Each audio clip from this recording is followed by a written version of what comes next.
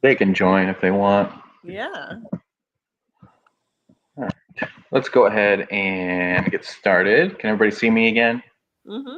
I can see all of you. Okay, we're going to go ahead and get started this morning. Good morning, everybody.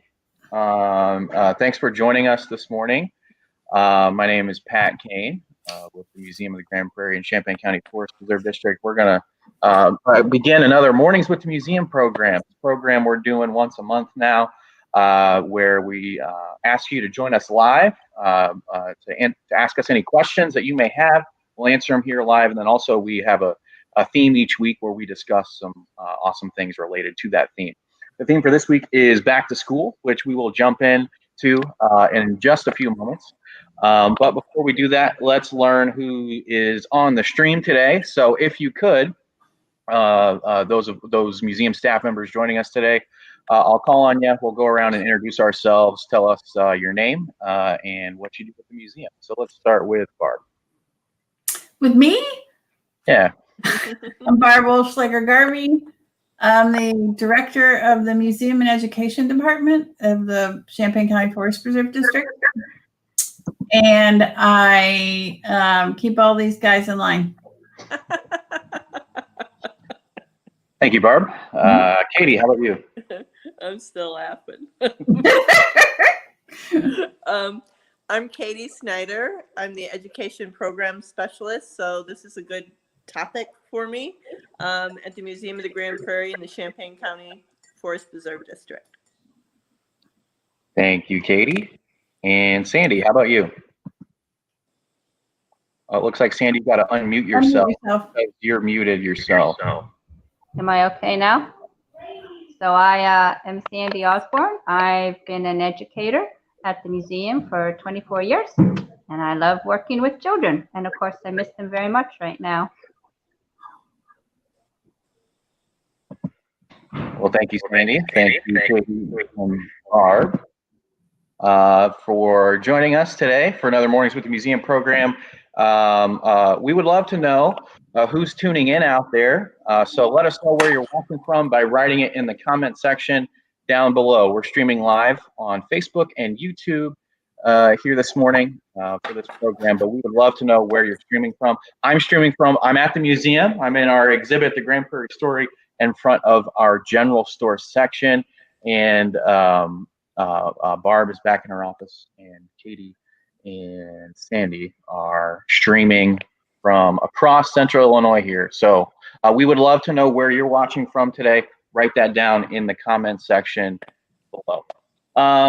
So if you're unfamiliar with the Museum of the Grand Prairie, Museum of the Grand Prairie opened originally as the Early American Museum in 1968, and our current mission is to collect, preserve, and interpret the cultural and natural history of Champaign County in East Central Illinois. We're also a part of the Champaign County Forest Preserve District here in Central Illinois, collection of 6 beautiful forest preserves, educational facilities such as the Museum of the Grand Prairie and Homer Lake Interpretive Center, golf course, rail trail, whole bunch more in the Champaign County Forest Preserve District, and we're glad to be a part of it.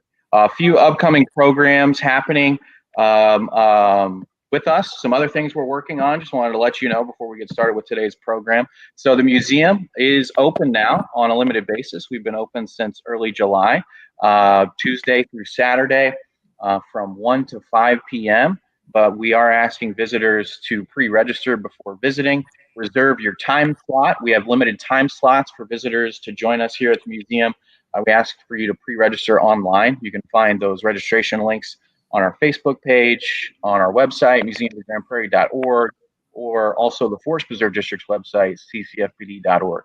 Also asking folks, you have to wear a mask to come into the museum, and we've got a bunch of other safety protocols that you will need to adhere by while visiting. So again, check out our website, Facebook page for more information on visiting us at the museum. Again, Tuesdays through Saturdays from 1 to 5 p.m. And as always, we are free.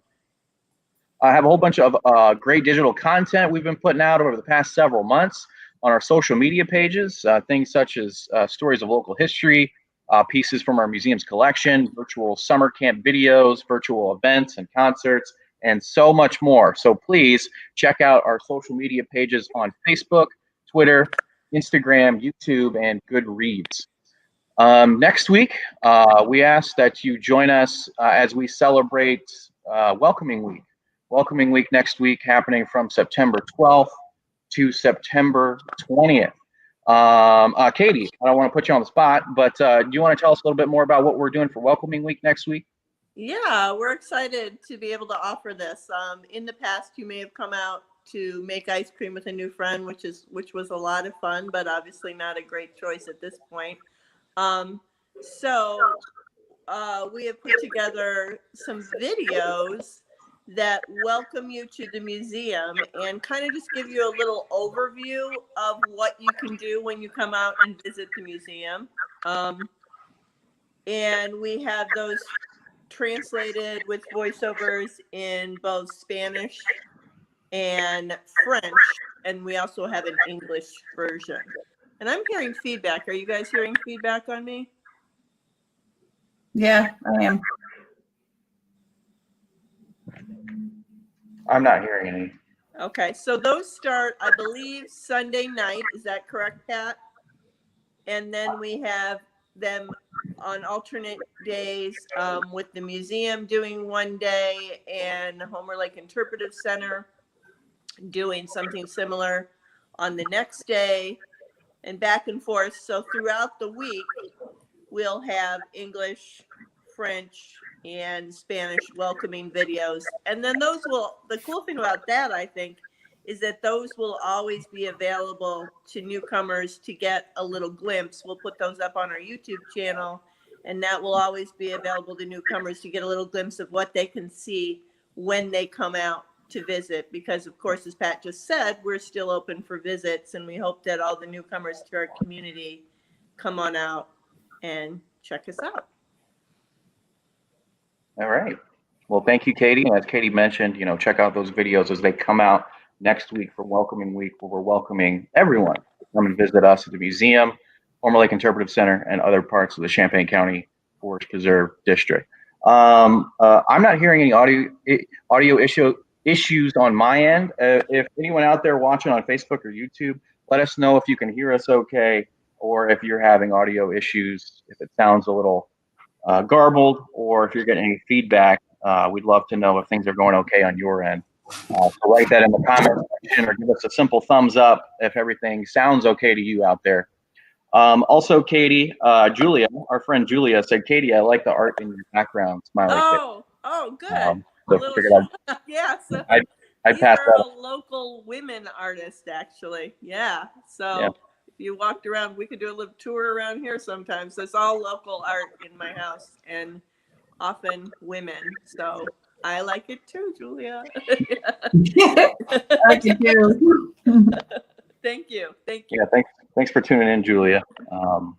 Okay, one last thing to promote.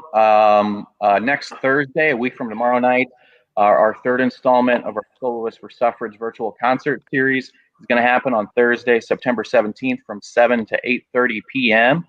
This series features local women artists performing live from our new exhibit space, How Long Must Women Wait? Women's Suffrage, Women's Rights in Champaign County.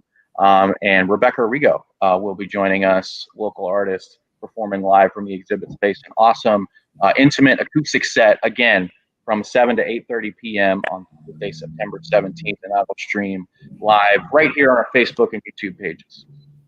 Okay, Julia gave us a thumbs up that she can hear us okay out there. I haven't heard anything else otherwise, so I think we're still doing okay.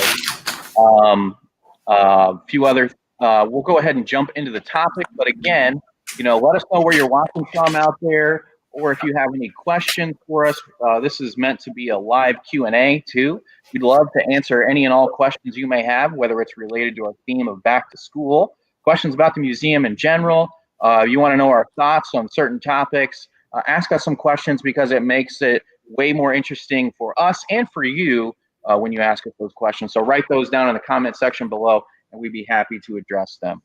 Okay, so we're going to jump into today's program, where, as I mentioned, the theme is back to school. So with it being after Labor Day now, we're in the week after Labor Day, most area schools have begun their new school year. But this school year certainly presents some unique challenges and it is a school year unlike any other, which I'm sure most of you out there are very aware of. And for those of you who have any, whether you work in a school, you have kids that are in school, you're in school yourself, we hope it's going as smooth as it can, and the road, are at a minimum, and things are easily fixed, because we know it's certainly challenging times. But we're thinking of everybody out there who works in a school environment or is in a school environment at this time. But back to school, for me, has always been an exciting time. I love going to school as a kid. I love to learn. And that's why we chose, we didn't choose it because I like to learn, but it's this time of year, back to school time, figured it'd be a great thing to discuss with museum staff members here. So with it being a historical year in so many ways, including how school is now conducted, let's talk about back to school. So the three of you, when I say the phrase, when you hear the phrase back to school, what does that mean to you? Or is there anything that it makes you think of that you want to share with us today? Who would like to go first here answering this question? Sandy's raising her hand. Sandy, I'm going to unmute you. Okay, everyone hear me? Good. So when I think of back to school, I think of our one-room schoolhouse. And one of my favorite programs to do in the past 24 years, when I've had a chance, is first interpretation down there in the schoolhouse when children come and do their field trips there. One of the cool things about that is we think of it as a Venn diagram with comparing a long time ago and current day. And of course, today's current day is different than 6 months ago current day was. So lots of different things there. So when people went to the one-room schoolhouse around here in Champaign County a long time ago, most often grades 1 through 8 would all be in the same classroom. So different years, there would be a different makeup of children depending how many of which grade lived in the couple square miles of where they would go to their one-room school. Of course, they would walk to school, different than most children today. 8th grade was a lot of times the highest that a child went in school, and boys were often older than girls by the time they graduated from 8th grade. That was because it was more important for the boys to spend time in the fall helping out in harvesting the crops, and in the spring out planting the crops. And so they did not get to attend school nearly as often as the girls did, because girls, you still had your work to do at exactly and go to school at the same time. So that was one of the big differences between schools. And the subjects that were really important were reading, writing, and arithmetic, often called the 3 R's.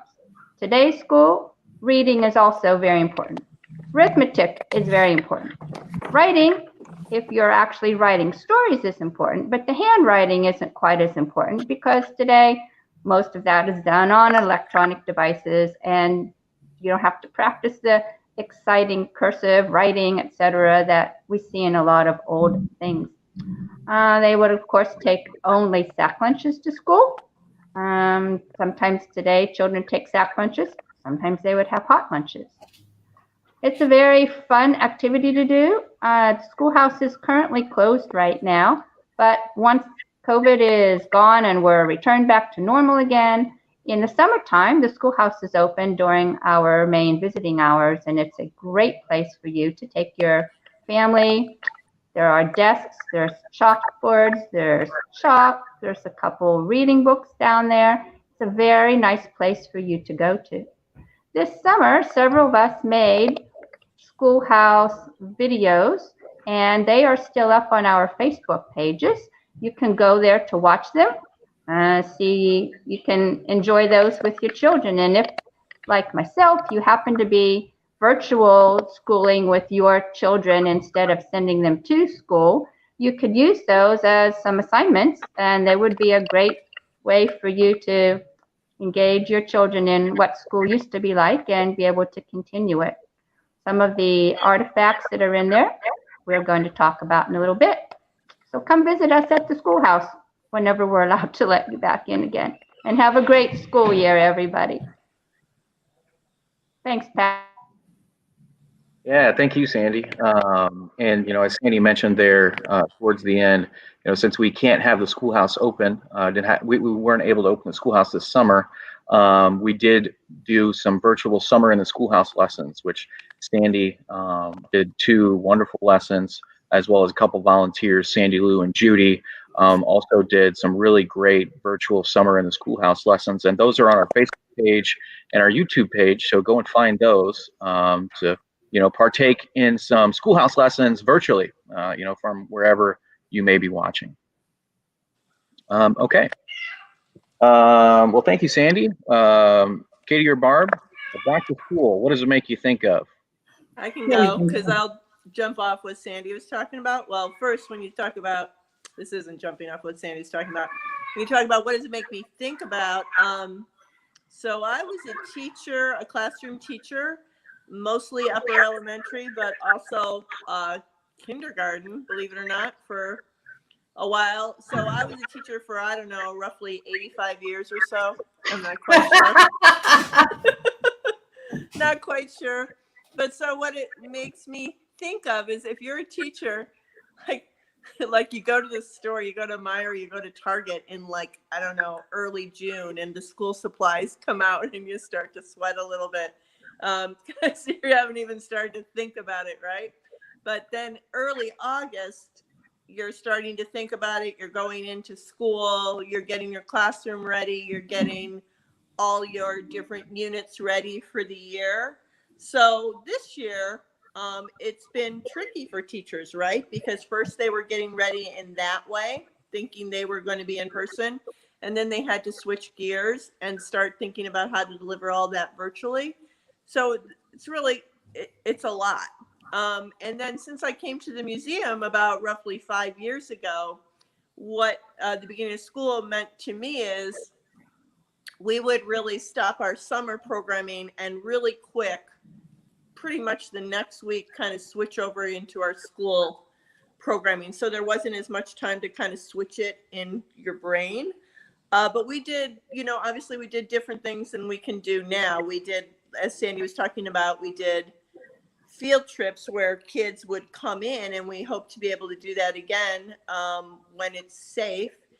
But I'm going to talk just a little bit about what we can offer this year to public and private school teachers, homeschoolers. And I know there's a lot of different kind of, a different aspect of homeschooling this year where people are temporarily homeschooling because of their schools being virtual. But all these things would be available to everybody. So as Sandy said, we have some videos that we have made. And if you look on our website and you look at the different programming we would have had for field trips where you come visit us, we're going to be able to offer all that virtually as well. And we also have something that we've already started lending out is our learning tubs. We have learning tubs that cover all sorts of subjects. We have a prairie one. We have a 1960s one. We have a civil rights one. We have a women's one. I'm going to show you just a couple of things from there because those can be checked out by public school teachers, private school teachers that could maybe use some of these in their virtual lessons even now. This is from the Civil Rights Tub. Each of the tubs have a lot of picture books, which are a real easy way to integrate literature, reading, having kids pick up comprehension and history and culture. Because I know it's harder in this small little time span people have now of 2.5 hours to get in history and culture. So this kind of thing would be a great way of doing it. This one's called Child of the Civil Rights Movement, and each one of our tubs have a lot of different great picture books. Another way kids can integrate literature, reading, writing is looking at some of our primary source photographs. So this is a photograph from the Civil Rights Tub. This is the aftermath of the bombing of the Birmingham church where the 4 little girls were murdered. So there is captions at the bottom. So kids can read that. You could put that in a lesson, and they can also divide the picture up into quadrants and kind of look for meaning in the picture. We also have things like newspaper articles where they can work on comprehension from those. This one is Obama's celebration hits the streets of Campus Town, and I bet it did. So we have things like that. And also in the tubs, there's actual artifacts. A little more fun when, let's see if I can get this in the picture. It's upside down and backwards. There you go. It's upside down, but it's votes for women. These are a lot of fun when you can touch them and feel them and put them on. But a teacher could wear something like this in one of her lessons and talk about it with kids that way. She could have them do some sort of a writing around it. You could show this little artifact. I know my friends on here know what this is. This was put in the fire. This is from the women's tub. This was put in the fire, and then women used it to crimp their hair. But you could put something like this, do a lesson with it, and have kids do some predicting of what this might be and writing around that or putting it in a story. So there's ways to integrate the things that you're being asked to do with reading and writing with borrowing these tubs. And borrowing the tubs is effectively free. We ask for a $50 deposit, and a lot of the districts give that deposit so teachers don't have to individually do it.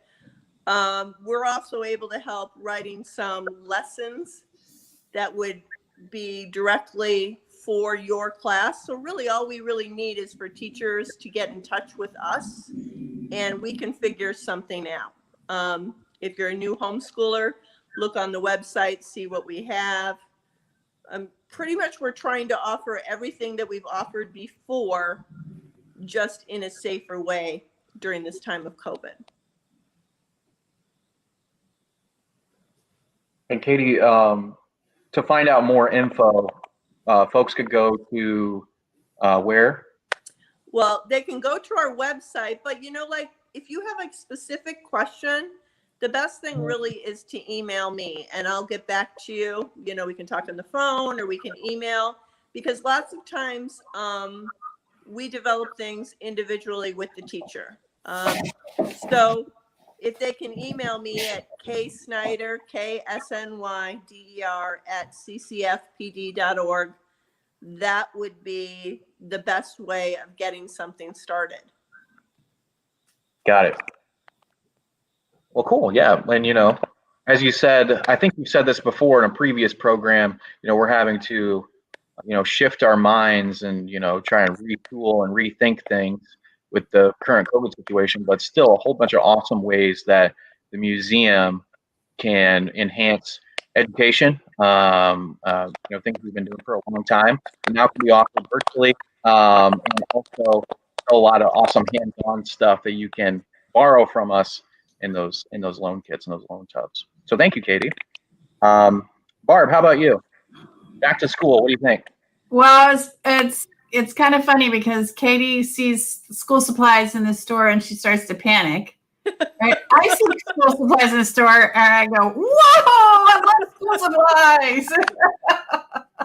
Because I'm maybe these guys are the perpetual teachers and I'm the perpetual student. I don't know, but I just love school supplies. And when you said that when you told us what the question was going to be, I immediately went to what do we have in the collection, being the museum person, right? That would reflect my love of school supplies. And I thought about one of the coolest things I think we have is a Cipher Book, which is before the days of textbooks. Believe me, there were schools before there were textbooks.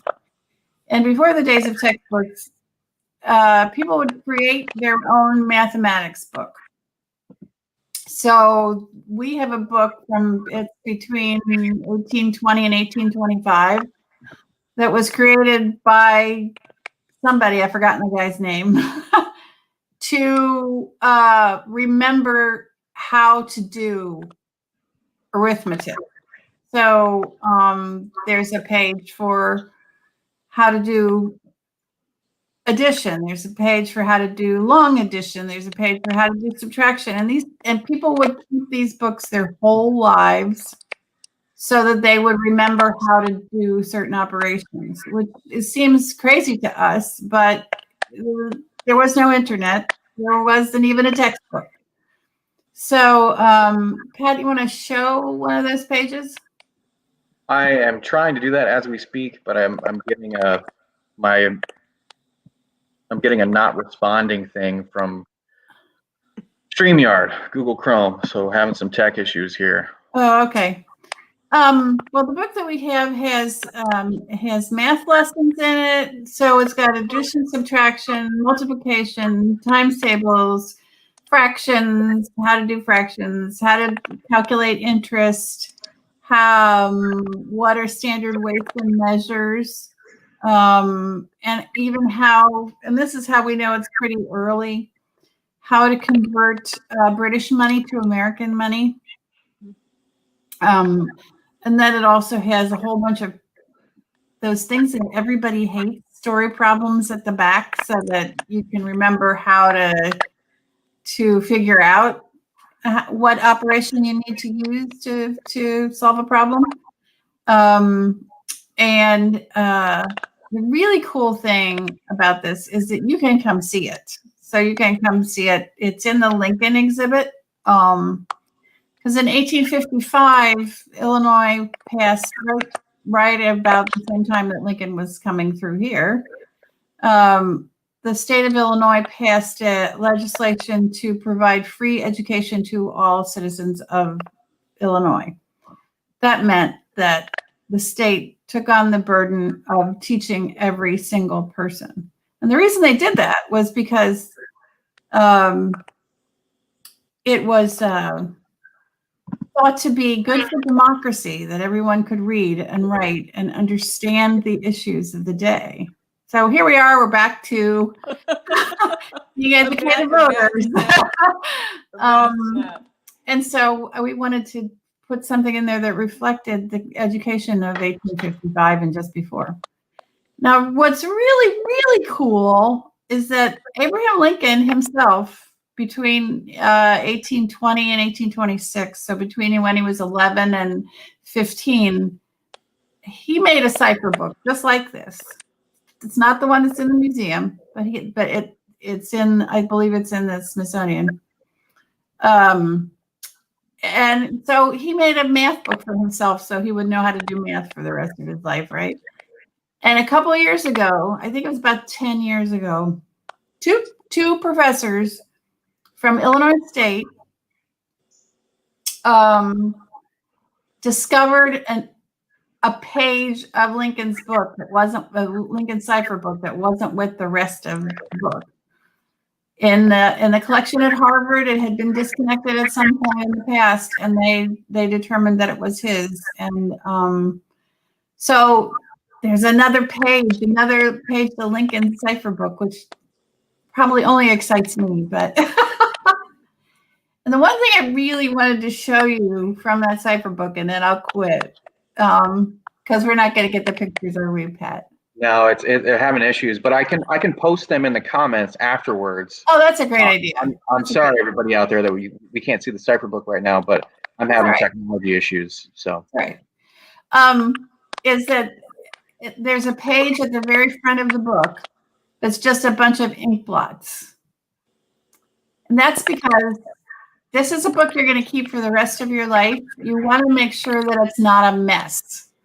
So when you're starting to write either with a quill or with a metal nibbed pen, you want to make sure that it's writing before you start writing in a permanent surface. And so I love it because you can see the action of cleaning your pen nib because it's still there. It's part of the front of the book. So anyway, that makes it more human to me. And I love that. Hey, Barb, in everything old is new again kind of thing, when I taught 5th grade for many years at Stratton, and one program we used there for math was called college prep math. And I thought, ooh, 5th grade college prep, that's pretty early. But it was one thing the kids had to do is they kept a math journal. And it was very much like what you're saying. It would be as they learned, you know, different things, they would write it out, and they would also write out the way that worked the best for them, right? Because often there's very many ways of getting to an answer in math. And they would, you know, write all the different ways, but they would write the way that worked the best for them. And then that was kind of like a reference, an individual reference that they could look at throughout the year. I mean, I don't think they carried it with them for the rest of their life, but it was very helpful throughout the year for them. That's really cool. Yeah, it's kind of the same thing. Yeah. Pat, did you have something? I didn't, because I didn't think we would have enough time. And we're already over time, and I'm having Share with us. I'm having some technology issues, but what you three shared, I thought was great, you know? So, yeah, back to school, exciting times, interesting times, unique times, but, you know, still a very important part of many folks' lives out there. You know, some of you might be watching too. School is very impactful in our lives in a number of different ways. And I want to thank Sandy, Katie, and Barb for joining us this morning. And you know, sharing their thoughts on back to school. I want to thank you all out there for watching. Those of you who are watching live, or you may be watching this recorded. Thanks for tuning in this morning. And yeah, that's the end of our program, Mornings with the Museum. Any parting words? I think Barb has something to say. Unfortunately, I am not in a spot where I can unmute Sandy. I'm sorry, Sandy, but I'm having some issues on my end that I can't quite explain. So, but I think the stream is still going. So Barb, you had one thing to say? Well, I was just going to talk about how, you know, you were saying how important school is, and it made me think of something that might. Okay, here's where Barb cries. That my grandfather always said, and that is, you can take away my shoes, you can take away my shirt, you can take away my house, but you can't take away my education. So keep learning, everybody. Keep learning. Yeah, my Those grandpa used to say that too. I wonder if that's like something of the time period. I thought he said that because he came over from Italy and he didn't have much, you know, but maybe that was the common knowledge, which is good knowledge, right? Yes, it is. Yeah. We need to remember it. One other thing I wanted to mention that I forgot to Keep mention learning, everybody. is I would love to zoom into some lessons when people are ready for that, for public or private school teachers. And I could zoom into a lesson in the museum. I could be in the museum, and it could be kind of like a real-time virtual field trip or lesson about whatever people thought might be appropriate to work with their kids. That could be something